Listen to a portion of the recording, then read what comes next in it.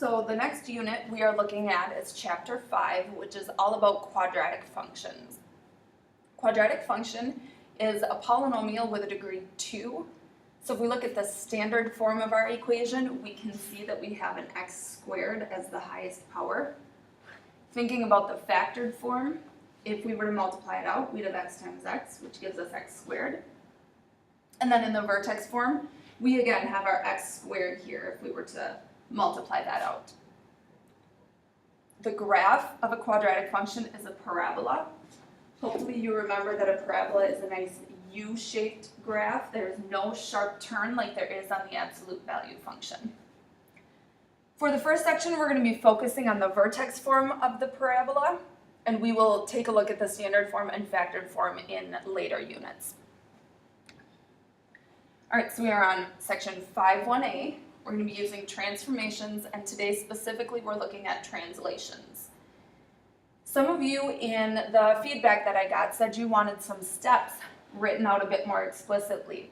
So what I'm going to do is I'm adding a third column to our notes for the process we use for each type of question. And the process is going to be general enough that you can use it for any type of question that you encounter, such as graphing. That's what we're going to be focusing on for this first section. So that process really isn't going to change much throughout the first section. All right, so we're going to take a look at what the parent function of the parabola looks like. And the first step is to create a t-chart.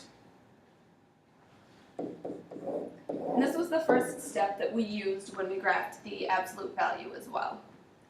So it's important to see what's happening on the negative values as well as 0 and the positive values. Squaring -2, we get 4, 1, 0, 1, 4. Hopefully that's fairly straightforward for all of you. Just substituting that right into the parent function and squaring each of the x values. And then we plot the points. Make sure when you graph your parabola, notice how it says here creating a U-shaped graph. If your parabola has a sharp turn, like an absolute value, you're going to get docked points for that. And here is why it's a U-shaped as opposed to a sharp turn. Let's plot our points quick. -2, 4, -1, 1, 0, 0, 1, 1, 2, 4. So if you notice, the graph is not linear on either side of the vertex. It increases faster and faster. That's why we end up with a U shape instead of a V. There's no slope on the parabola like there was on the absolute value. All right, let's take a look at a translation. So we've got a few additional steps here because we're translating now, not just graphing the parent function. Still, our first step is the same. We're going to use the parent function and just shift it to get our new graph. So I'm going to start with that same t-chart that we just had.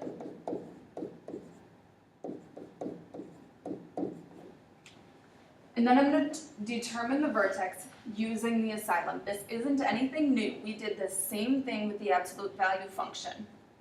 It just has a square and parentheses instead of the absolute value bars. So here we are inside the asylum.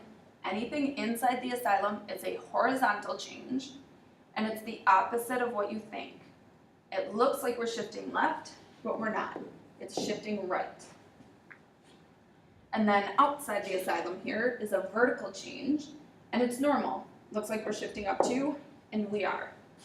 So to describe the transformation, I just haven't written it down. We are going right 3, up 2. All right, step 3, determine if the graph opens up or down. Remember, when a graph opens down, it's a reflection, and it's being multiplied by a negative. Looking right here out front, I do not see anything being multiplied by a negative, so our graph opens up. All right, now we're going to plot the points, and here's how we do that.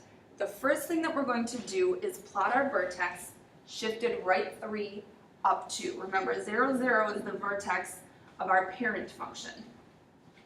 So here's my new vertex. Now the rest of the t-chart is no longer ordered pairs, they are directions. From the vertex, this is telling me left 2, up 4. So from my vertex here, I'm going to move left 2, up 4, and plot my point. This is telling me left 1, up 1. So from my vertex, left 1, up 1. This direction is right 1, up 1 from my new vertex. And from my new vertex, that is right 2, up 4. And then we'll create our nice U-shaped graph.